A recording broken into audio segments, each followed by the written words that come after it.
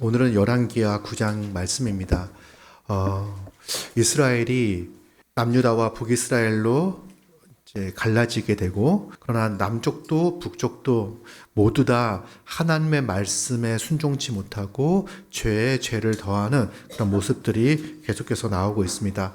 지난주 8장 설교, 8장 본문을 통해서 이스라엘에게 임박한 하나님의 심판을 예언하는 말씀을 보았습니다. 오늘 9장도 하나님께서 이전에 아합 가문에게 선포하셨던 그 예언의 말씀이 이제 드디어 성취가 되어지는 그 예언의 말씀이 뭡니까? 이제 아합 가문이 멸망할 거라고 하는 그 말씀이 성취되어지는 그 심판이 임하는 모습이 이제 9장과 10장에 나타납니다.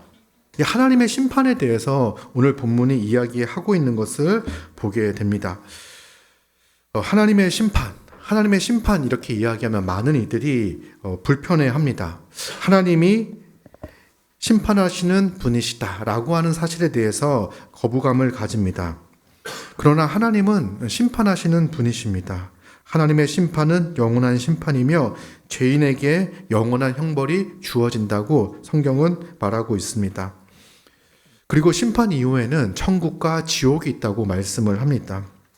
그런데 이런 이야기를 들으면 어떻게 사랑의 하나님이 인간을 지옥으로 보낼 수 있는가, 이런 반문을 하는 분들이 많이 있습니다. 사랑의 하나님이라면 모든 것을 용서하고 용납하고 받아들여야 하지 않을까? 사랑의 하나님이 어떻게 모든 것을 사랑의 하나님이라면 모든 것을 다 품어 주셔야 하지 않을까? 우리가 아무리 잘못한다고 하더라도 괜찮아, 그럴 수 있지, 내가 어떻게 하든지 사랑한다라고 말씀하시고, 난 네가 어떻게 행동하든지 난 너를 사랑한단다 라고 말씀하시는 분이 사랑의 하나님이 아닐까라고 생각을 합니다. 여러분, 사랑의 하나님께서 진노하시고 죄에 대해서 진노하시고 분노하시고 화를 내신다는 사실에 대해서 어떻게 생각을 하십니까?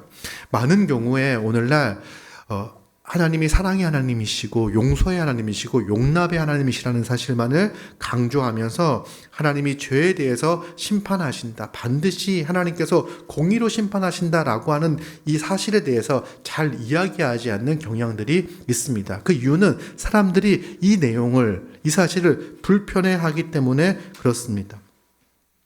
그런데 사랑의 하나님은요, 죄에 대해서 진노하십니다. 왜냐하면 하나님은 공의의 하나님이시기 때문에 그렇습니다.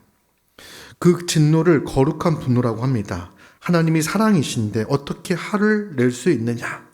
저는 화를 내는 하나님이 상상되지 않습니다. 어질고 좋은 하나님, 사랑이 넘치는 하나님만이 참 하나님인 것 같습니다 라고 말하는 분들이 있어요. 그러나 우리는요, 사랑하기 때문에 화를 냅니다.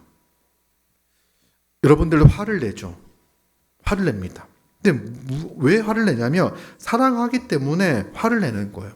우리가 많이 화를 내는 게 뭐냐면 자기 자신에게 해를 가하거나 자기 자신에게 손해가 되는 어떤 일들을 맞이하게 되면, 나를 무시하거나 나에게 해가 되는 어떤 행동을 하는 사람들을 보면 우리를 화를 냅니다. 그 이유는 뭐냐면 자기를 사랑하기 때문에 그래요. 그러나 자기 사랑은 죄로 인하여 왜곡된 것이지 않습니까? 사랑이 넘치는 하나님이 자신에 대해서 잘못했다고 화를 내시겠습니까? 다 용서하고 받아들이는 것이 당연하지 않습니까? 라고 또 반문할 수 있어요. 그런데 여러분, 사랑과 분노는요, 별개의 것이 아닙니다. 사랑하는 사람이 누군가의 악한 행동으로부터 고통받고 있다면 여러분들은 어떻겠습니까? 어떤 감정이 들까요? 여러분의 사랑의 대상이 악한 행동으로부터, 악한 누구로부터 고통을 받고 있다면 여러분들의 감정은 어떨까요? 어떤 감정이 들까요? 낯선 상대를 대하듯이 아무렇지도 않게 점잖은 반응과 태도를 보일 수 있습니까? 제가 예전에 이제 우리미가 학교에 가서 1학년 때, 초등학교 1학년 때 일입니다. 이제 교육을 받잖아요. 학교 폭력에 대한 교육을 받고 집에 와서 엄마, 이건 아무래도 학교 폭력인 것 같아 라고 이제 얘기를 하는 거예요. 그래서 들어봤더니 이제 형이 태권도에서 알았던 형이 자기를 보면은 주먹으로 때린다는 거예요. 그러니까 이제 엄마는 아들을 사랑하니까 그 얘기를 듣고서 이제 화가 나는 거죠. 감정이 격하게 화가 나는 거죠. 부들부들 떨죠. 그래서 저한테 얘기를 하는 거예요. 저도 그 얘기를 들었을 때 제 감정이 어땠겠습니까? 침착하고 차분하게 그런 일이 있었구나 뭐 이렇게 하겠습니까? 이제 제가 이제 그래서 엄마는 너무 이제 화가 나 있는 상태여서 제가 이제 우림이랑 통화를 하면서 어떤 일이 벌어졌는지를 물었습니다. 저는 냉철하게 차분하게 우림아 어떤 일이 있었지? 강도는 어느 정도였어? 10? 뭐 5? 1? 이렇게 어느 정도였어? 얼마나 자주? 어디서 그랬어? 이렇게 제가요 정말 아들한테 차분하게 물었습니다. 네, 말은 왜냐하면 제가 막 같이 흥분해가지고 막 그렇게 하면은 안 될 것 같아서 객관적인 상황들을 파악하기 위해서 이제 차분하게 물었어요. 근데 핸드폰은 막 떨리고 있는 거 있죠. 이 분노와 이렇게 화 이런 거 있잖아요. 있지만 차분하게. 근데 이게 차분한 게 아닌 거예요. 우리의 감정은요, 사랑하는 대상이 누구로부터 회를 받을 때 우리는 화가 납니다. 분노가 일어납니다. 여러분, 사랑이신 하나님께서 창조하신 그 피조물, 하나님의 형상을 닮은 인간이 악으로부터 죄로 말미암아 하나님이 주시는 그 온전함과 하나님이 주시는 평안과 하나님이 주시는 그 기쁨을, 생명을 상실했을 때 하나님이 느낄 그 감정, 마음은 이제 우리의 언어로 표현하면요, 진노하심, 분노, 화 이렇게 표현할 수가 있는 거예요. 하나님의 진노는요, 피조물을 향한 사랑과 기쁨에서 비롯됩니다. 하나님은 악과 불의를 노여워하십니다. 하나님이 주시는 평안과 온전함이 깨트려지기 때문에 그렇습니다. 그래서 사랑의 하나님이시기 때문에 악을 보면 진노를 하신다, 화를 내시는 거죠. 사람들은요, 하나님이 심판하신다는 것에 대해서 거부감을 가집니다. 그런데 하나님이 심판하시는 것만으로 거부감을 갖는 게 아니에요. 재밌는 거는요, 용서하시는 하나님에 대해서도 거부감을 갖습니다. 하나님이 죄에 대해서 심판하신다는 것만으로 거부감을 갖는 것이 아니라 하나님이 용서하신다는 사실에 대해서도 거부감을 가집니다. 하나님이 살아계시고 하나님이 의로우신 분이라면 왜 세상에 악한 사람들이 존재할까? 왜 세상은 악이 존재하는 것일까? 라고 의문을 던집니다. 악한 사람들이 존재하고 악한 사람들이 잘 되는 것을 볼 때 하나님이 없는 게 분명해라고 말하는 경우도 있습니다. 또 우리는 하나님이 죄인을 용서하시고 그들을 구원하신다는 사실에 대해서 거부감을 가집니다. 예를 들죠. 그 악한 살인자도 회개하면 구원을 받는다? 천국에 갑니까? 그런 하나님이라고 한다면 저는 하나님을 믿지 않겠습니다. 이렇게 말합니다. 왜 그럴까요? 사람들은 하나님의 심판에 대해서도 또 하나님의 용서하심에 대해서도 거부감을 갖습니다. 그 이유는 이제 여러 가지가 있겠지만 먼저는 용서하시는 하나님에 대한 거부감을 갖는다는 것은 뭐냐면 하나님의 은혜의 크기를 잘 모르기 때문에 그래요. 그리고 심판하시는 하나님에 대한 거부감을 갖는 거는요, 인간이 가진 죄의 크기를 잘 모르기 때문에 그래요. 죄가 얼마나 심각한지, 그리고 하나님의 은혜가 얼마나 큰지 잘 모르기 때문에 심판하시는 하나님, 공의의 하나님, 용서하시는 하나님, 사랑의 하나님에 대한 오해가 있는 거죠. 그래서 사람들은요, 심판하시는 하나님에 대해서 혹은 용서하시는 하나님에 대해서 동일한 관점을 갖습니다. 뭐냐면 하나님은 공의롭지 못하다. 왜냐하면 하나님의 심판이 과하다고 생각하는 거예요. 우리의 죄가 얼마나 큰지를 모르니까 하나님의 심판이 과하다고 생각하고요. 또 하나님의 용서, 예수 그리스도의 그 십자가의 은혜가 얼마나 풍성하고 큰지를 모르니까 하나님의 그 용서하심이 공정하지 않다라고 생각을 하는 거예요. 이 모든 것은요, 하나님에 대한 무지에서 시작이 되어집니다. 여러분, 우리가 마지막 때 심판대 앞에 섰을 때 모든 것이 밝게 드러나는 그 거룩하신 하나님 앞에 섰을 때 전능하시고 전지하시고 공의로우신 하나님이 심판하시잖아요. 그때 하나님의 심판은요, 모든 사람이 납득할 만하게 심판하실 거예요. 그 누구도 억울함이 없이. 그 심판의 내용과 심판의 결과에 대해서 모든 사람이 동의할 겁니다. 왜냐하면 하나님은 전지하시고 전능하시고 공의로우시기 때문에 그렇습니다. 그런데 때로는 우리가 하나님보다 더 전지한 것처럼, 더 많은 능력이 있는 것, 더 많이 아는 것처럼, 우리가 모든 상황을 다 깨고 있는 것처럼, 우리가 하나님보다 더 공의로운 것처럼 하나님인 채 하면서 하나님의 심판과 하나님의 용서하심을 거부하고 있는 거죠. 오늘 본문은요, 하나님의 심판에 대해서 이야기합니다. 하나님의 심판하심이 얼마나 무서운지, 그런데 인간들은요, 그 하나님의 심판을 얼마나 가볍게 여기는지, 별거 아닌 것처럼 여기는지를 나옵니다. 그리고 하나님의 심판이 임박해 있음에도 불구하고 사람들은요, 헛된 것에서 평안을 구하고 있는 모습들을 보게 됩니다. 여러분, 진정한 평안은 어디에서 옵니까? 진정한 평안은 세상의 것들을 많이 소유하고 많이 얻는 것이 아니라 하나님의 심판, 그러니까 죄에 대한, 죄로 인하여 평안이 깨어지는 거죠. 이 죄의 문제가 해결되어질 때만 참된 평안을 얻을 수가 있는 것입니다. 1절부터 보면은요, 선지자가 직접 가지 않고 선지자의 제자 한 명, 엘리사가 제자 한 명을 부릅니다. 그리고는 뭐라고 이야기하냐면 기름 한 통 준비하고 예후에게 가서, 지금 전쟁 중에 있는 예후에게 가서 기름 부으고 왕으로 삼고 또 사명을 이야기하고 나와라. 문을 닫고 문을 열고 도망하여 지체하지 말고 나오라고 이야기합니다. 지체하지 말고 나오라고 이야기하는 거는요, 이 명령이 이제 예후에게 기름 붓고 네가 이제 이스라엘의 왕이 될 거야. 그리고 이러이러한 사명과 역할이 너에게 주어질 거야라고 이야기를 하죠. 이제 그럴 때에 이 명령이 선포함으로써 끝나는 거죠. 이제 그 일이 되도록 선지자가 남아가지고 뭔가를 더 이상 할 필요가 없어요. 말씀이 선포가 되어지면 그 말씀대로 임할 거예요. 선지자의 역할은 여기서 끝나는 거죠. 그리고 보면은요, 좀 비공개적으로 이루어지잖아요. 그죠? 뭐 일이 되려고 하면은요, 공개적으로 예후를 많은 사람들 앞에서 기름 부으고, 이제는 이스라엘의 왕입니다. 뭐 이런 방식을 통해 가지고 예후에게 힘을 쏟아 주어야 될 것 같은데 그런 방식이 아니에요. 그저 아무도 보지 않는 골방에서 기름 붓고 하나님의 그 말씀을 전달할 때 하나님의 말씀이 일하고 역사한다는 사실들을 보여줍니다. 하나님의 말씀이 선포되어지면 그 말씀이 스스로 역사하고 반드시 성취된다는 사실을 보여줍니다. 그리고 그 명령을 받고 그 청년이, 선지자의 제자가 길르앗 나못으로 갑니다.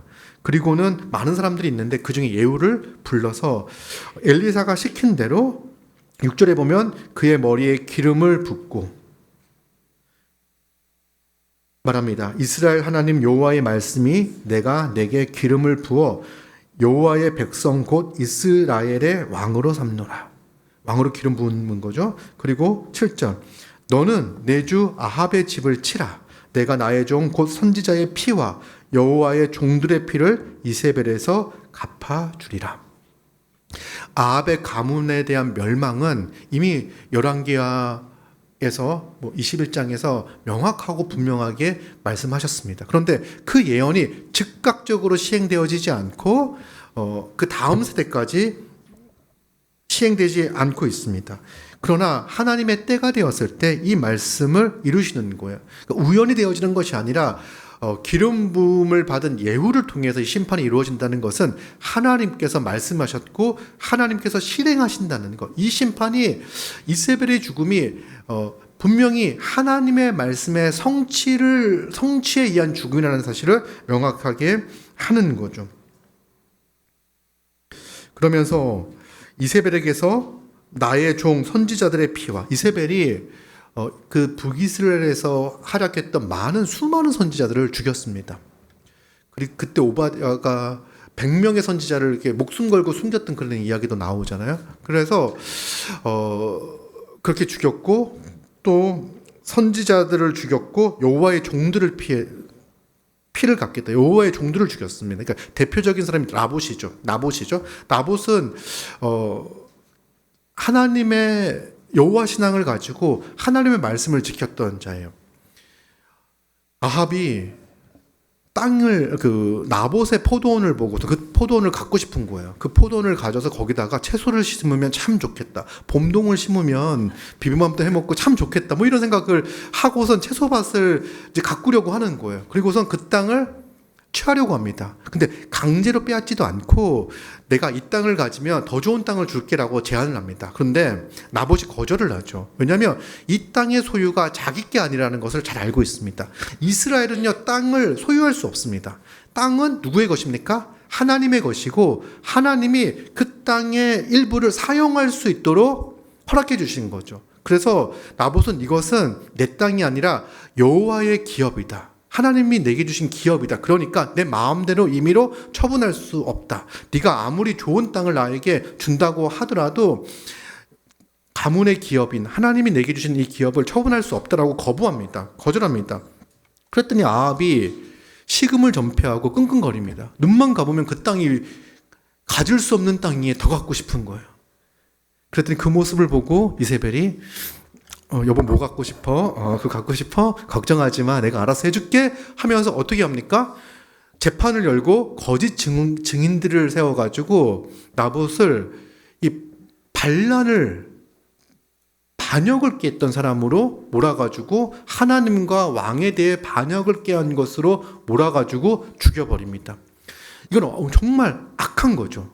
인간의 욕망을 얻기 위해서, 그러니까 율법으로 보면요, 살인하지 말라, 거짓 증언하지 말아라, 남의 재물을 빼앗지 말아라라고 하는, 남의 물건을 탐하지 말라라고 하는 많은 계명들을 다 어기는 거예요.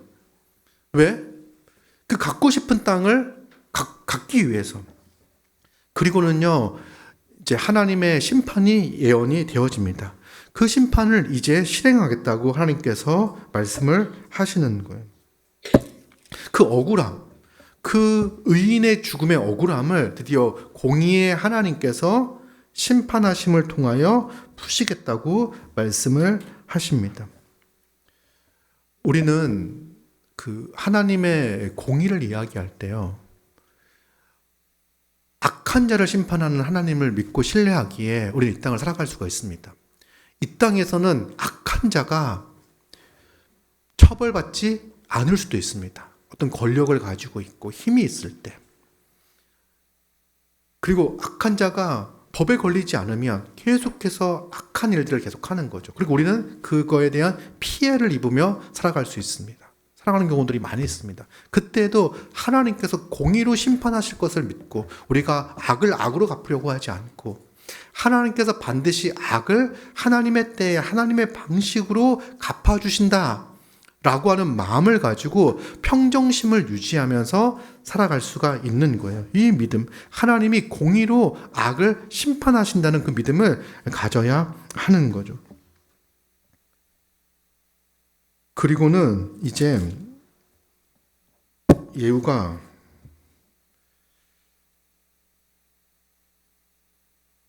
이제 그 얘기를 듣습니다. 그리고는 이제 8절부터는 그 예언의 말씀대로 열왕기상 18장과 21장에 나와 있는 말씀대로 아합의 온 집안이 멸망할 것을 말씀하고 또 10절에 이스라엘 지방에서 개들이 이세벨을 먹을 것이다. 그리고 장사할 사람이 없을 거라고 하는 그 말씀, 그 예언들을 합니다. 그 명령을 하는 거죠. 그리고는 이제 예후가 밖으로 나옵니다. 그의 주인의 신복들에게 말합니다. 그 주인의 신복이라고 하는 거는 그 주인이 누굽니까? 왕이죠? 요람이죠? 요람의 신복들에게 말하죠. 이러니까 한 사람이 말합니다. 평안하냐?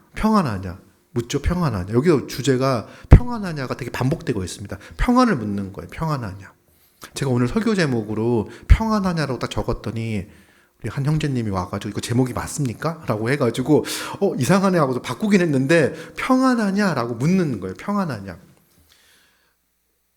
그리고는 뭐라고 얘기해요? 그 미친 자가 무슨 까닭으로 그대에게 왔더냐. 대답하되 그들이 그 사람과 그가 말한 것을 알리라고 이야기를 합니다. 평안하냐고 묻고 그 선지자가 보낸 제자를 뭐라고 이야기하죠? 미친 자라고 이야기를 해요. 왜 미친 자라고 이야기를 하냐면 이들이 당시에 선지자를 어떻게 대했는지 그 태도를 알 수 있습니다. 선지자들에 대한 인식이에요. 그러면 이 시대의 선지자가 좋은 말을 했겠습니까? 회개하지 않으면 하나님의 저주가 임합니다. 지금 당장 돌이키십시오. 회개하십시오. 지금 하나님의 심판이 임박해 있습니다. 이런 얘기를 만나는 사람들마다 했을 거예요. 그러니까 예후를 만나서 선지자의 제자가 무슨 말을 했다고 하니 평안하냐고 묻는 거죠. 혹시 그 이야기를 듣고 마음에 불편함과 거북함이 있지는 않는지 묻는 거예요. 평안하냐고 묻는 거예요. 그러면서 그 미친 자가 무슨 이야기를 했습니까? 라고 묻습니다. 그랬더니 이렇게 이야기하죠.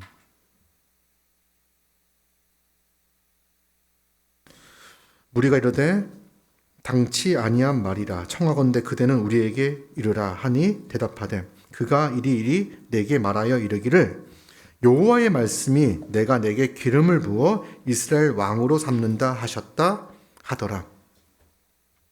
이스라엘 왕으로 나를 삼는다. 하나님께서 나를 이스라엘의 왕으로 삼는다고 말씀하셨다. 이렇게 얘기를 하는 거예요. 그런데 그 이야기를 듣더니 갑자기 탈룰라급 전환이 일어납니다. 무리가 각자 자기의 옷을 급히 가져다가 섬돌 위에, 그러니까 이제 그 왕의 카페트를 까는 거예요. 그리고는 예후를 나팔을 불면서 예후는 우리의 왕이다. 왕이다. 이렇게 이야기를 하는 거예요. 이들은요, 선지자의 제자의 말을 기대하지 않았습니다. 그렇죠? 분명히 또 심판, 또 회개를 촉구했을 거야. 근데 선지자가 와서 예후가 왕이 될 거라고 이야기하니까요, 그 말에는 환호하는 거예요. 그 말은 철석같이 받아들이는 거죠. 왜냐하면 이들은요, 듣고 싶은 말만 하나님의 선지자를 통해서 듣기를 원하는 거예요. 그들은 드디어 듣고 싶은 말을 듣습니다. 지금 요람이 전쟁 중에 다쳐 있습니다. 이스라엘의 운명이 어떻게 될지 알 수 없는 상황입니다. 그리고 자신이 따르고 있는 장수, 그 장수가 왕이 된다고 한다면 새롭게 세워지는 이스라엘의, 북이스라엘의 그 왕권에 자기는 중요한 역할들을 또 좋은 위치에 올라가 어떤 일들을 할 수 있겠죠. 그러니까 이들은 예후가 왕이 된다는 이야기에 대해서 아주 좋아합니다. 기뻐합니다. 우리의 모습 또한 이러한 모습들이 있지 않은지 돌아보게 됩니다. 듣고 싶은 말만 붙잡는 것. 주의해야 됩니다. 듣고 싶은 말만 들으면 온전한 신앙, 바른 또 참된 믿음으로 나아가지 못합니다. 예후가 왕이 된다는 그 말씀은 틀린 말이 아니에요. 물론 그 말씀을 붙잡고 기억해야 되겠죠. 그런데 그 말만 듣는 거는요, 그들의 신앙을 왜곡시키는 거고 잘못되는 겁니다. 우리도 신앙생활을 할 때 하나님께서 우리에게 주시는 좋은 말씀들이 너무나 많습니다. 하나님 우리와 함께 하시고 우리를 지키시고 인도하여 주시고 예수 그리스도의 그 십자가가 우리를 구원하여 주시고 하나님의 거룩한 백성이 되게 하셨다는 것. 이것이 우리가 듣기 좋은, 우리의 삶을 하나님께서 인도하신다는 그 이야기들은 좋은 이야기죠. 그런데 하나님이 우리에게 십자가를 지라고 말씀하시고 사랑하라고 말씀하시고 세상의 것들을 추구하지 말고 땅의 것들이 아닌 하늘의 것들을 바라보라고 이야기할 때, 용서하라고 이야기할 때, 용납하라고 이야기할 때 우리 마음 가운데 불편한 마음이 있고 그 말씀을 애써 무시하고 있다면요, 그 신앙을 바른 신앙, 좋은 신앙이라고 할 수 없습니다. 말씀을 들을 때, 설교를 들을 때, 성경을 읽을 때 내 마음에 와닿는 좋은 이야기들만 취한다고 한다면 그걸 건강한 신앙이라고 할 수 없습니다. 우리는 때로는 내 마음을 찌르는 내 행동을 변화를 촉구하는 그 말씀을 들을 때 깊이 그 말씀 앞에 앉아 그 말씀을 붙잡고 가슴 아파하며 기도하며 회개하며 그 말씀을 붙잡아야 하는 거예요. 이들의 모습은요, 선지자에 대해서 그 미친 자라고 이야기하며 그 말씀을 거부했던 자들이 자기들이 듣기를 원했던 그 말을 들었을 때는 그 말을 붙잡는 거죠. 그리고는 즉각적으로 행동에 옮깁니다. 그리고는 이제 병거를 타고 16절을 보면은 예후가 병거를 타고 이스라엘로 갑니다. 요람 왕이 누워 있는 그곳으로 달려갑니다. 병거를 타고 달려간다고 하는 건 정말 이렇게 위험 있게 전차를 이끌고 가는 것과 비슷한 겁니다. 막 이제 왕이 있는 곳으로 갑니다. 이스라엘 망대에 파수꾼 하나가 있다가 예후의 무리가 막 오는 것을 봅니다.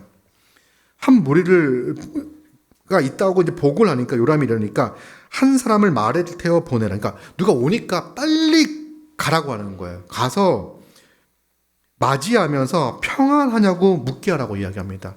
여러분, 지금 병상에 누워 있는 요람은요, 무엇을 기대하고 있냐면 평안을 기대하고 있는 거예요. 예후가 좋은 소식을 가지고 오기를 바라고 있는 거죠. 그 좋은 소식이 뭡니까? 이스라엘이 아람에게부터 승리했다. 이제 평안하다. 이제 평안이 왔다. 이걸 기대하고 있는 거죠. 그러니까 그 소식을 빨리 듣고 싶어가지고 한 명을 말에 태워 보냅니다. 근데 파수꾼이 가만 보니까요, 안 돌아와. 그리고는 그 꼭 뒤에 붙었어. 평안하냐라고 물었을 때 그 평안이 너랑 무슨 상관이냐? 그 요람이 평안한 것이 너랑 무슨 상관이냐? 너는 내 뒤에 붙어라. 내 뒤를 따라라. 이야기를 하는 거예요. 이거는요, 반역을 노골적으로 이야기를 하는 거죠. 네가 요람과 함께 평안을 추구한다면 너는 죽을 거야. 내 뒤를 따라. 이렇게 얘기를 하는 거예요. 그러니까 안 돌아온다고 보고를 하니까 요람이 한 명 더 보냅니다. 한 명 더 보내서 평안하냐고 물으라고 이야기합니다. 여러분, 지금 평안을 듣고 싶습니다. 정말 평안하다는 그 소식을 듣고 싶습니다. 두 번째 사람도 보냅니다. 근데 그 사람도 똑같이 돌아오지 않습니다. 평안하냐고 물었더니 뭐라고 얘기하죠? 평안이 너랑 무슨 상관이냐? 내 뒤를 따르라. 이렇게 이야기를 하는 거예요. 그때 또 보고를 합니다. 두 번째 사자도 돌아오지 않았습니다. 그랬더니 이제 요람이 어떻게 하냐면 본인이 직접 나서죠. 21절 보니까요, 병거를 그러니까 이르되 메우라 하며 그의 병거를 메운지라. 이건 병거를 준비해라. 지금 부상을 당해가지고 요양을 하고 있는, 치료를 받고 있는 요압이 직접 나가서 예후를 맞이하겠다고 합니다. 좀만 기다리면 정말 지금 예후가 달려오는 모습이 20절을 보면요, 예후가 모는 것 같이 미치게 모나이다. 이게 무슨 말이냐면 미친 듯이 달려오고 있습니다 얘기거든요. 파죽지세로 미친 듯이 달려오고 있습니다 라고 얘기를 하는 거예요. 그러면 이게 딱 눈치를 채고 도망을 가는 게 지금 필요할 텐데 자기가 직접 나가서 예후를 맞이하겠다고 이야기합니다. 어디서 만나냐면 놀랍게도 나봇의 토지에서 만납니다. 나봇의 땅에서 만납니다. 그리고 22절 보니까요, 요람이 예후를 보고 말합니다. 예후야, 평안하냐?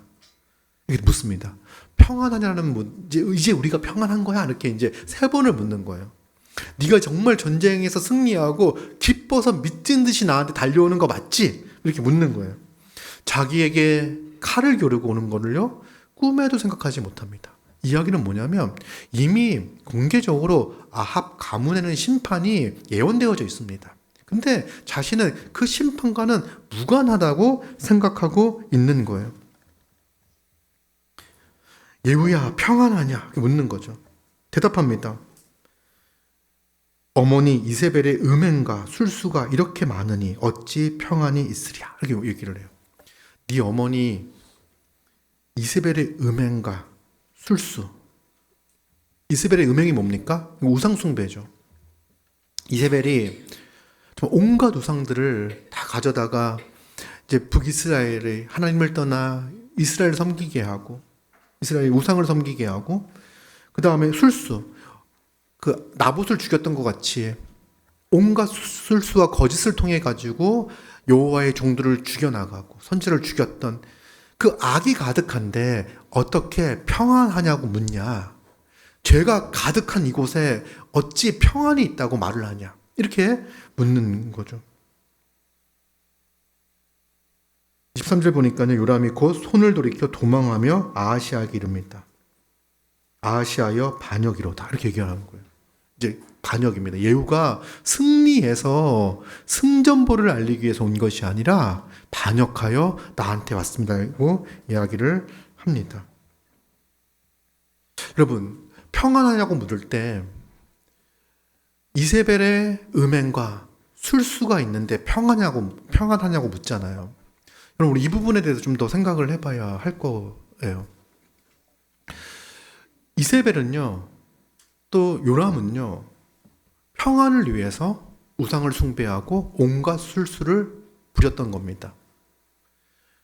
우상을 숭배하면 부와 명성을 얻을 수 있다고 생각하는 거죠. 우상을 숭배하는 것을 통해서 자신들이 평안을 누리며 살아갈 수 있다고 생각을 합니다. 재물의 신, 많은 돈을 가지면, 전쟁에서 매번 승리하며, 많은 곡식을 얻으면, 돈이 많으며, 곳간이 차고 넘치며, 내 인생은 평안할 거라고 생각을 하는 거예요. 그래서 우상을 숭배하고 우상을 쫓아 살아가는 것입니다. 그리고 나의 정적들, 나에게 싫은 말을 하는, 내 마음을, 선지자는요, 내 마음의 평안을 없애는 사람들이에요. 괜찮아, 잘하고 있어, 당신이 최고야, 이런 이야기를 하는 게 아니라 당신 이렇게 하면 큰일 납니다 라고 이야기함으로써 마음의 평안을 잃어버리게 하고 깨트리게 하는 사람이에요. 그런 사람들을요, 온갖 술수를 부려서 하나씩 제거해 가는 거예요. 나봇을 그렇게 제거했죠. 자기의 욕망과 욕심을 채우게 하지 못하는, 그래서 내 마음의 평안을 깨트리는 그를 제거하는 방식을 통해서 자기의 욕망을 채우는 것이, 탐심을 채우는 것이, 그것이 내 인생의 평안을 가져다 준다고 생각을 했습니다. 사람들은요, 죄 가운데 거하는 것이 우리에게 평안한 삶을 가져다 줄 거라고 생각을 합니다. 하나님이 없어도 내가 많은 것을 가지면, 많은 것을 이루면, 사람들로부터 인정받으며 내 인생이 평안할 거라고 생각합니다. 그러나 예후가 말하죠. 이세벨의 음행과 술수가 이렇게 많은데, 우리의 인생이 죄가 이렇게 가득한데 어찌 평안하겠습니까? 여러분, 우리 아무리 많이 가지고 있다고 하더라도, 아무리 인맥이 넓다고 하더라도 우리는 이 죄로만 해서 우리 마음속에 끊이지 않고 있는 이 탐심과 또 이 관계의 어려움과 서로가 서로를 저주하며 서로가 서로를 이용하여 자기의 이익을 추구하려고 하는 이 이세벨의 마음과 같은 마음이 우리에게 있는 거죠. 그렇기 때문에 그 누구도 평안할 수 없는 삶을 살아갑니다. 죄 가운데 있을 때 결코 우리는 평안할 수가 없습니다. 그리고는 드디어 심판의 화살이 날아갑니다. 예후가 힘을 다하여 활을 당겨 요람의 두 팔 사이로 쏘니 화살이 그의 염통을 꿰뚫습니다. 그리고 쓰러집니다.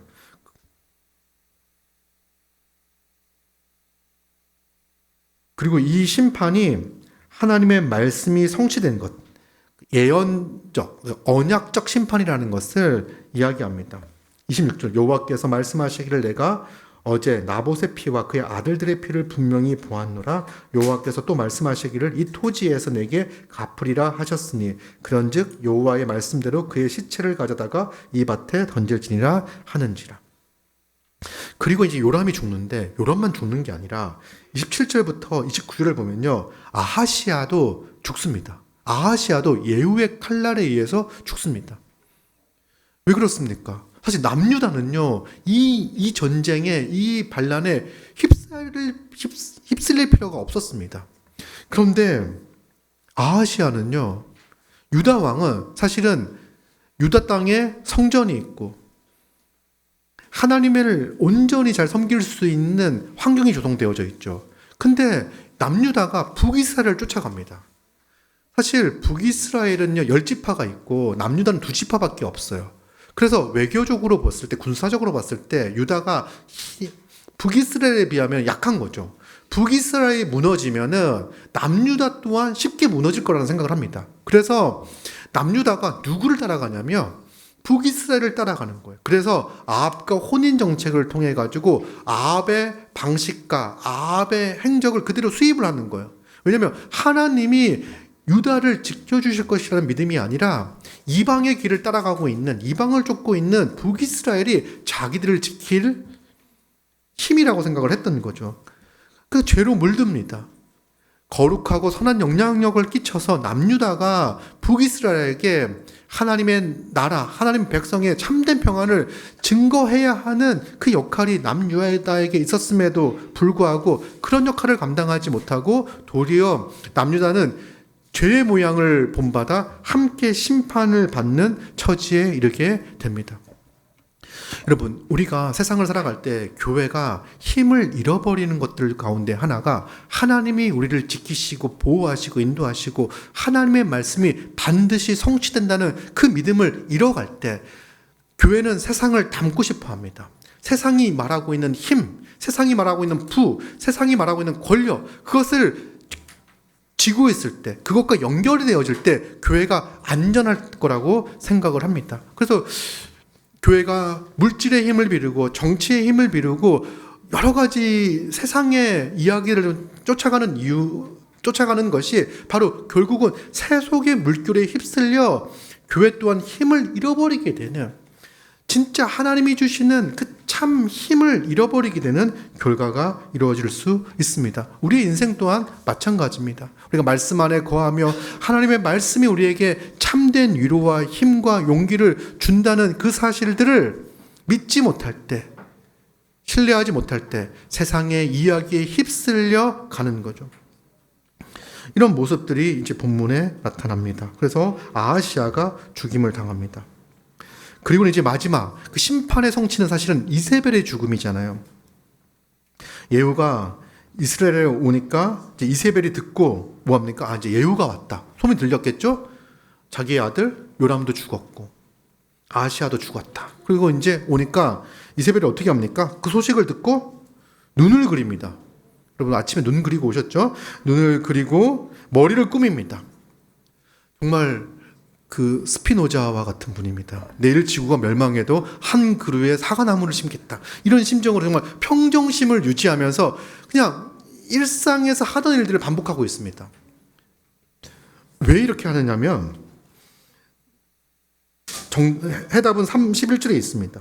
예후가 문에 들어오니 이르되 주인을 죽인 너 시므리여 평안하니 이렇게 얘기합니다.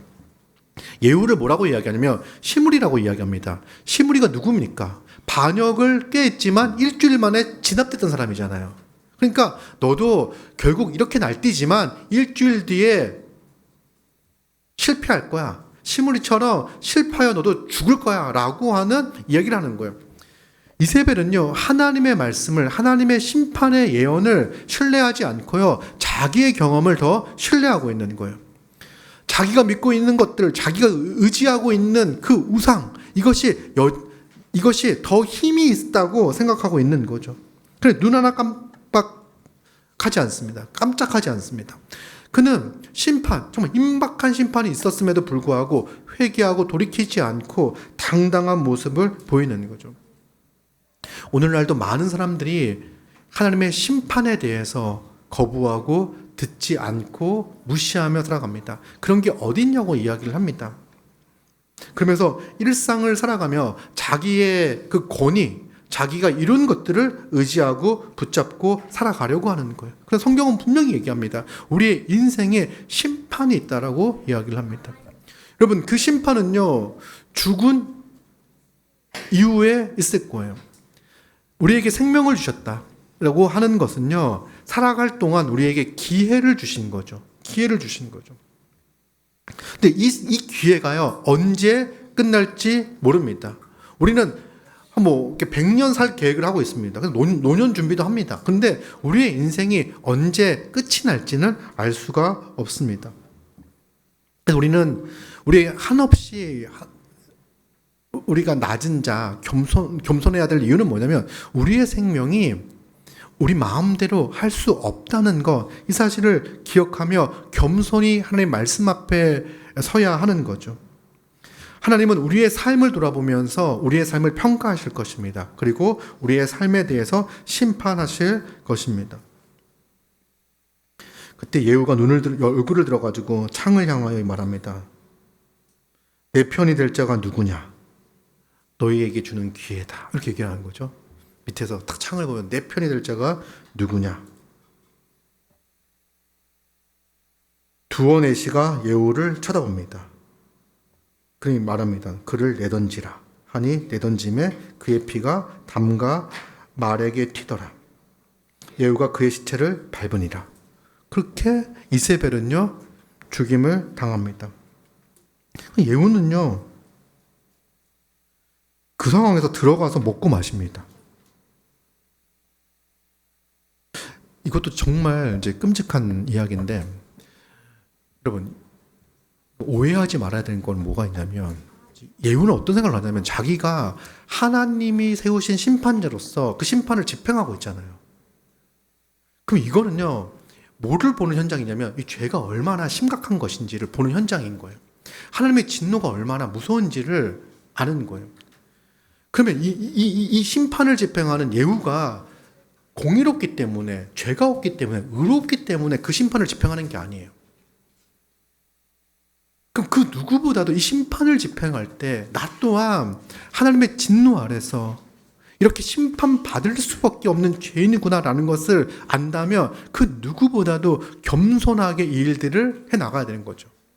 이렇게 한 명 한 명 죽어가는 모습을 보면서 시원하다, 이제 내가 드디어 권력을 잡을 수 있구나라고 하는 이 권력욕에 취하는 것이 아니라 하나님의 심판이 얼마나 끔찍한지, 얼마나 심각한지를 알고 참회하는 마음으로 이런 심판을 집행해야 하는 거예요. 그러나 그는 그 끔찍한 죽음 앞에서도 들어가서 먹고 마십니다.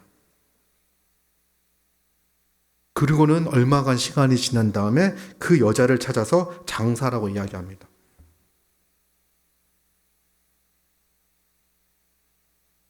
그는 왕의 딸이니라 말하죠. 근데 장사하려고 하니까 예언대로 몸이 없어졌어요. 두골과 팔과 손 외에는 찾지 못합니다. 하나님 말씀대로 들개들이 와가지고 그 살을 다 뜯어 먹은 겁니다. 그래서 장사를 지낼 수 없게 된 거죠. 이렇게 이제 이 본문의 심판의 내용이 이제 끝이 납니다.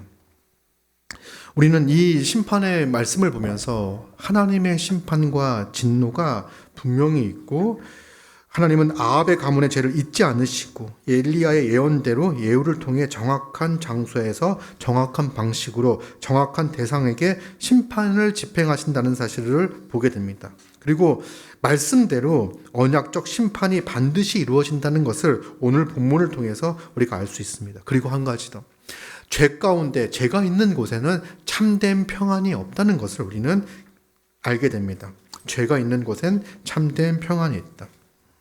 어찌 평안이 있겠느냐라고 이야기하는 이 말이, 예후의 이 말이 오늘 본문 전체를 관통하는, 아니 성경 전체를 관통하는 아주 중요한 질문입니다. 우리는 평안을 추구하며 살아갑니다. 그러나 죄 가운데 있을 때 결코 평안을 누릴 수가 없습니다. 우리는 이 심판 앞에서 우리는 과연 어떤 사람인가? 우리는 이세벨이, 아합의 가문이 심판을 받는 모습을 보면서 통쾌할 수 있습니다. 그런데 우리가 아합의 위치에 서게 된다면, 이세벨의 위치에 서게 된다면 아합과 이세벨보다 결코 더 나은 잘하는 단언을 할 수 없습니다. 우리도 그런 권력을 쥐게 되면은, 우리도 무소불위의 권력을 쥐게 되면은 어떤 모습으로, 어떤 행동으로, 무엇을 추구하며 살아갈지 알 수 없는 그런 죄인이에요. 우리는 이 심판의 모습을 보면서 한없이 겸손해져야 하는 겁니다. 하나님이 죄인을 심판하신다. 여러분, 우리의 삶은 어떻습니까? 우리의 삶이 결코 아합보다, 이세벨보다 낫다고 할 수 있습니까? 우리 또한 그 10계명의 죄들, 남의 것들을 탐하고 도둑질하고 간음하며 살인하는 그 마음들, 그 죄의 본성을요 가지고 있는 자들입니다. 우리가 힘이 있고 기회가 있다면 얼마든지 우리의 힘을 통하여, 권력을 통하여 약한 자들의 것들을 취하고 뺏을 수 있는 그 죄에 대해서 점점 무감각해져가는 그런 자들인 거예요. 한 주간의 삶은 어떠합니까? 우리의 삶은 정말 하나님의 보시기에 거룩한 삶을 살았습니까? 우리의 인생은 어떻습니까? 정말 하나님이 보시기에 선하다, 의롭다라고 평가받을 인생을 살았습니까?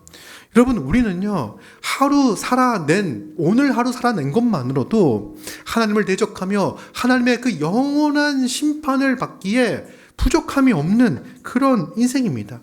우리 안에 있는 것들이 악하기 때문에, 더럽기 때문에, 추하기 때문에 그렇습니다. 우리 속에 있는 것들이 우리가 아무리 멋있는 말로, 멋있는 모습으로 치장하고 예의와 매너와 젠틀로 치장한다 하더라도 우리 속에 있는 이 죄의 더럽고 추한 모습들은 그 누구보다 우리가 잘 알고 있습니다. 그러면 우리는 희망이 없는가? 우리도 나봇의 밭에서 요람과 이세벨처럼 심판받을 자들인가? 맞습니다. 우리도 그런 심판을 피할 수 없는 자입니다. 그런데 우리는 이 나봇의 밭에서 또 하나의 심판의 사건을 보게 되는 거죠. 그것이 무엇입니까? 바로 우리 주 예수 그리스도의 죽으심입니다. 나봇의 밭에서는 죄인이 심판을 받았습니다. 그런데 예수 그리스도는 골고다 언덕에서 의로우신 분이 심판을 받습니다. 예수님의 십자가의 죽으심은 죄인을 대신하여 죄인의 심판을 대신받는 심판이었습니다. 나봇은 자기의 죄로 인하여 죽음을 당하였지만 예수 그리스도는 우리의 죄를 대신하여 십자가에 달려 죽으시는 것이죠. 예수 그리스도의 그 십자가의 죽음으로 말미암아 이제 우리는 이 무서운 진노와 심판을 피한 자가 되었습니다. 왜? 예수 그리스도가 우리를 대신하여 심판과 저주와 진노를 다 받으셨기 때문에 그렇습니다. 요람은 평안하냐고 묻습니다. 이 전쟁만 벗어나면 자기의 인생이 자기 병상에 누워 있는데 곧 회복되어질 거고 자기의 인생이 평안할 거라고 생각을 합니다. 이 심판의 심각성을 인식하지 못합니다. 많은 사람들이 이 세상을 살아가면서 심판의 심각성을 인식하지 못하고 지금 내 상황이 좀 나아지며 주식이 조금 오르면 연봉이 조금 나아지면 누구와의 관계가 좋아지면 결혼만 하면 내 인생이 행복해질 거야 라고 생각합니다. 내 인생이 평안해질 거야 라고 많은 사람들이 생각합니다. 이것이 바로 십자가 없이 사는 사람들의 상태입니다. 여러분, 여전히 죄 가운데 있으면서도 다른 것들을 손에 쥐우면 평안할 거라고 생각을 하는 거죠. 그런데 십자가는요, 우리의 죄가 얼마나 심각한지를 보여줍니다. 인간의 죄가 얼마나 심각했는지를 보여주고, 여러분, 그래서 우리의 평안은 죄로 깨어지잖아요. 그럼 죄의 문제를 해결해야 돼요. 죄의 문제를 극복하기 위해서, 여러분, 우리는요, 무엇을 취하는 거냐면, 성공이라든지, 또 돈이라든지 건강이라든지 이런 것들을 취하는 이유가 뭐냐면 그것들을 통해서 내 안에 있는 이 죄의 문제를 극복할 수 있다고 생각하는 거예요. 그것과 비교했을 때 내가 죄로 인하여 당하는 고통과 어려움 이런 것들이 있지만 내가 이것들을 가지면 그것들을 상쇄하는, 그것들을 극복하는 즐거움과 기쁨과 평안을 얻을 수 있을 거라고 생각을 하는 거죠. 근데 결코 그렇지 않습니다. 죄는 모든 것을 다 내어줘도 회복할 수 없는 거예요. 그냥 죄의 값은 죽음이고 심판인 거예요. 예수 그리스도의 죽음을 통해서 죄가 얼마나 심각한지를 우리는 압니다. 하나님이 아들이 죽어야만 우리의 죄가 해결이 되어집니다. 그리고 그 예수 그리스도의 십자가를 통해서 무엇을 보여주냐면 그 심각한 죄가 그리스도로 말미암아 해결되어졌음을, 그래서 인간의 방식이 아니라 오직 하나님의 은혜로 우리의 죄의 문제가 해결되어진다는 것을 압니다. 그러나 완악한 사람들은 이 복음마저 거부하는 거죠. 이세벨은 심판 앞에서도 회개하지 않고 자기 자신을 꾸몄습니다. 십자가 복음은 차별 없이 모든 사람에게 선포되어집니다. 그러나 인간의 완악함은 이것을 거부하는 거죠.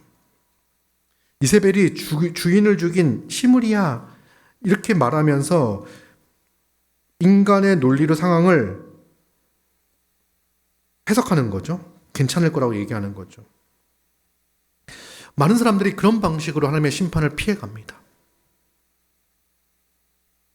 하지만 우리는 정말 이 복음 앞에서 우리의 완악함을 깨트리고 예수 그리스도의 그 십자가의 은혜를 바라봐야 할 것입니다. 평안이냐라고 하는 이 질문에 대해서 예후는 단호하게 대답합니다. 이세벨의 음행과 술수가 이렇게 많은데 어찌 평안하겠느냐. 우리도 스스로에게 물어야 합니다. 나의 삶에 참된 평안이 있는가? 죄의 문제를 해결하지 않은 채 누리는 평안은 요람이 누리고 있는 평안과 같습니다. 여러분, 바쁨으로 내가 인생이 바빠, 분주해. 그리고 내가 무언가를 이루어서 성공했어. 혹은 성공할 거야. 또 내가 많은 돈을 벌 거야. 혹은 종교적인 열심. 이것들로 덮어두는 것이, 이 죄의 모양들을 덮어두는 것이 참된 샬롬이 아닙니다. 참된 샬롬은 죄의 문제가 해결되는 것만으로 우리에게 주어지는 거죠. 그래서 예수 그리스도만이 우리에게 참된 평안을 주실 수 있는 분이십니다. 성경은 이렇게 말합니다. 복음은 이렇게 말합니다. 그리스도께서 우리의 화평이 되셨다고 말씀합니다. 예수 그리스도가 십자가에서 죄의 문제를 해결하셨기 때문에 우리 삶에는 참된 평안이 있습니다. 여러분, 우리가 그리스도를 바라볼 때 우리 안에는 참된 평안이 있을 거예요. 그러나 우리가 요람처럼 이세벨처럼 세상을 바라볼 때 우리는 불안과 염려와 걱정 속에 휩쓸려 살아갈 것입니다. 환경이 아니라 그리스도와의 관계가 우리 평안의 근거가 되는 거죠. 여러분, 우리에게 참된 평안을 가져다 주는 것이 무엇인지를 다시 한번 바라보시기 바랍니다. 우리의 열심도 아닙니다. 우리의 공로도 아닙니다. 우리의 소득도 아닙니다. 우리가 사람과의 어떤 관계를 맺고 있느냐도 아닙니다. 우리의 참된 평안의 근거는 오직 우리 주 예수 그리스도고, 그리스도가 우리를 대신하여 십자가에 달려 죽으심으로 말미암아 우리의 죄의 문제를 해결해 주셨다는 이 사실, 이것이 바로 우리를 참된 평안에 거하게 하는 것입니다. 나에게 정말 참된 평안이 있는가 생각해 보시기 바랍니다. 성도는 이미 그리스도 안에서 이 샬롬을, 참된 평안을 소유하고 있는 자들입니다.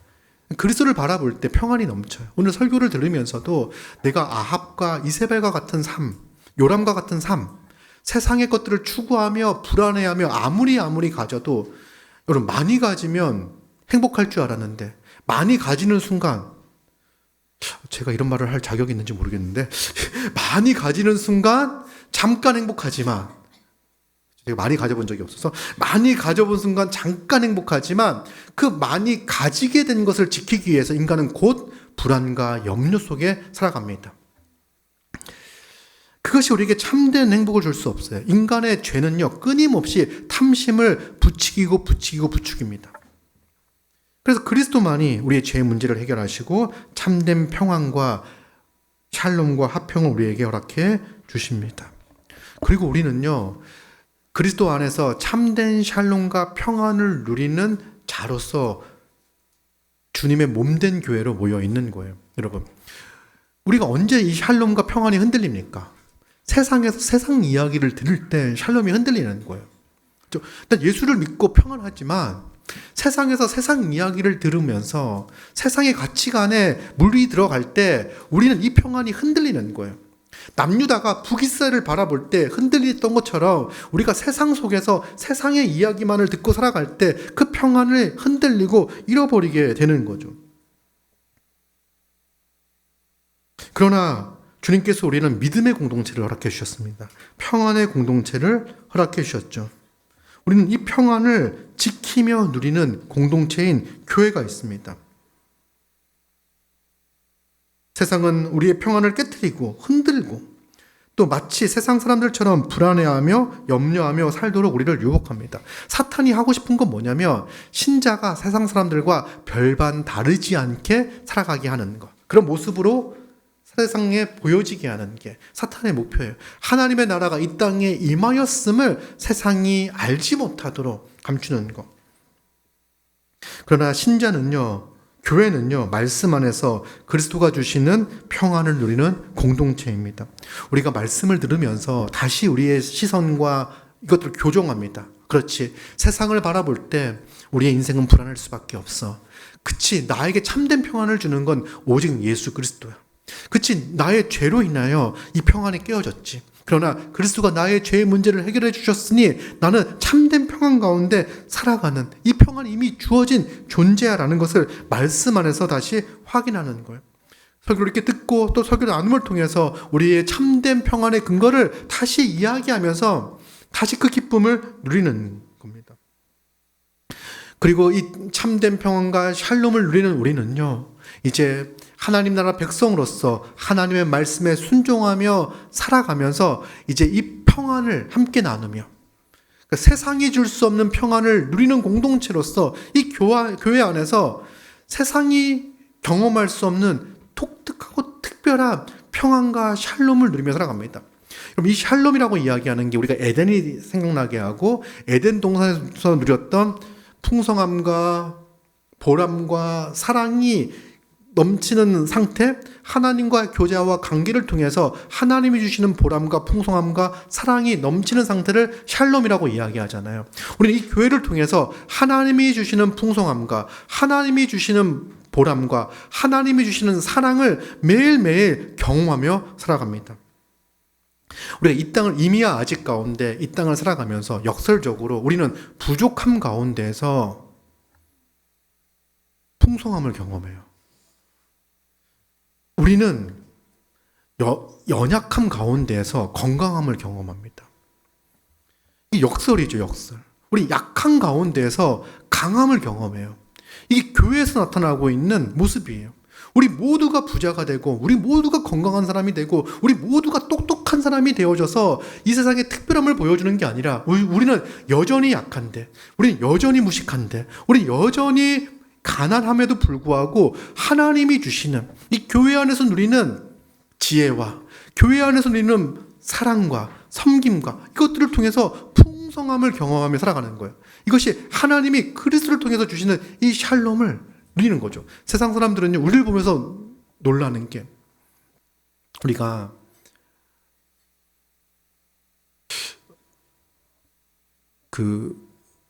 우리가 강한 자가 되어야 세상이 우리를 부러워할 거라 생각을 해요. 이제 하나님은 이 보화를, 이 복음을, 이 놀라운 평안의 복음을 질그릇에 담아 두셨습니다. 우리를 질그릇이라고 이야기하잖아요. 근데 사람들이 착각하는 건 뭐냐면 우리가 금그릇이 되어야지, 황금 그릇이 되어야지 세상이 우리를 주목할 거라고 생각을 해요. 그 이야기는 뭐냐면 우리 안에 갇혀있는 이 복음을 초라하게 이야기하는 겁니다. 우리는 질그릇이어도 상관이 없어요. 왜냐하면 복음이 빛나니까, 복음이 아름다우니까, 복음이 풍성하니까. 근데 이 복음이 별것 아닌 거라고 생각하니까요, 이 복음을 감사하는 포장지인 우리가 더 황금처럼 빛나야 된다고 생각하는 거예요. 그런 게 아니에요. 여전히 우리는 예수를 믿지만 이 땅 가운데 질그릇처럼, 깨지기 쉬운 그릇처럼, 사람들이 귀하지 않은 존재처럼 세상을 살아갈 거예요. 그런데 우리 안에 담겨져 있는 보화가, 이 복음이 빛날 거예요. 이 교회를 통하여 이 영광스러운 복음이, 이 보화가 빛나게 드러나고 나타날 거예요. 이것이 바로 우리가 교회 안에서 서로 사랑하며 섬기며 살아가는 이 삶의 모습을 통해서 우리가 경험하고 있는 모습입니다. 우리가 흔들릴 때, 불안할 때 말씀을 통해서, 형제 자매를 통해서 우리가 사랑받고 있음을, 우리가 하나님의 사랑 안에서 이렇게 혼자 외로워 있는 것이 아니라 든든하게 손을 잡고 있고 스크램을 짜고 있는 지체들이 옆에 있다는 것을 언제 경험하냐면 우리가 흔들릴 때, 세상이 우리를 흔들 때 우리는 또 경험하게 되는 거예요. 약함 가운데서 강함을 경험하게 되는 것. 이것이 바로 오늘날 우리 교회가 누리고 있는 삶입니다. 그러면서 우리는 이 땅의 삶이 전부가 아님을 알고 있습니다. 우리가 이 땅에서 완전한 하나님의 나라를 우리의 힘으로 이룰 수 없다는 것을 알고 있어요. 이미 하나님의 나라 백성으로서 말씀에 순종하면서 약한 가운데 강함을 가난한 가운데서 부유함을 누리며 살아가면서 주님이 다시 오셔서 완성시킬 그 나라를 기대하며 소망하며 살아갑니다.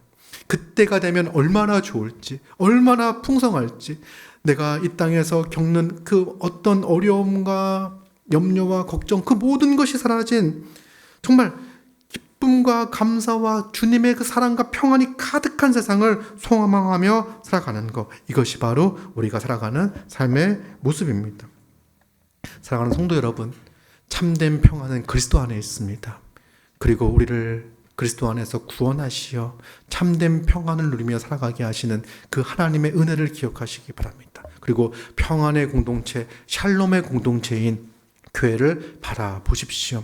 우리는 실패한 이스라엘과 같지 않습니다. 우리는 예수 그리스도로 말미암아 성공하고 승리하고 성취된 공동체입니다.